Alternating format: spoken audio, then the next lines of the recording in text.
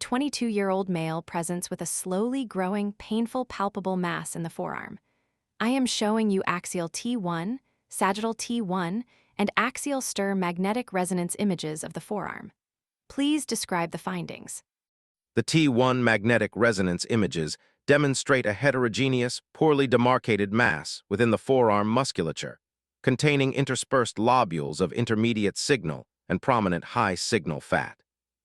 The stir image shows high signal intensity throughout the lobular vascular spaces, separated by thin, low signal septa. What is your primary diagnosis?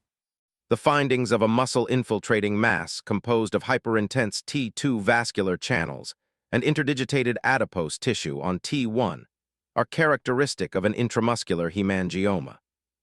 What is the classic radiographic finding that, when present on plain films, is highly specific for a vascular malformation or hemangioma?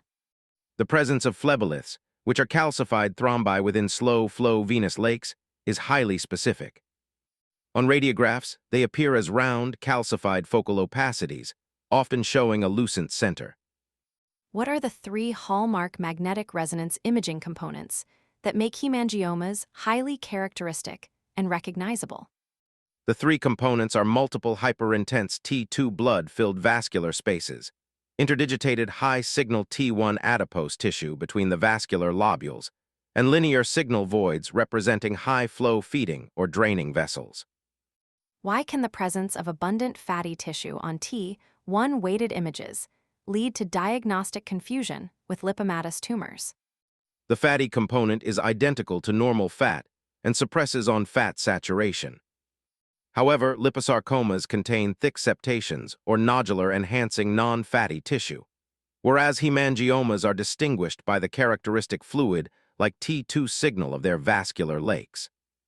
How does the clinical behavior and border of an intramuscular hemangioma differ from other benign soft tissue tumors?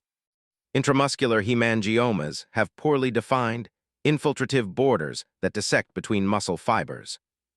While benign, they frequently cause local pain or muscle atrophy and have a high rate of local recurrence after surgical resection.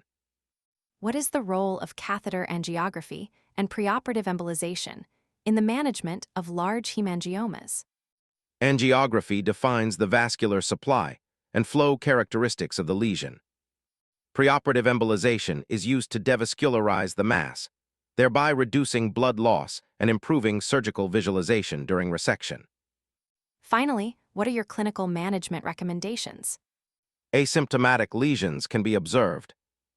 If the patient is symptomatic with pain or muscle limitation, treatment options include percutaneous sclerotherapy, transcatheter embolization, or surgical resection.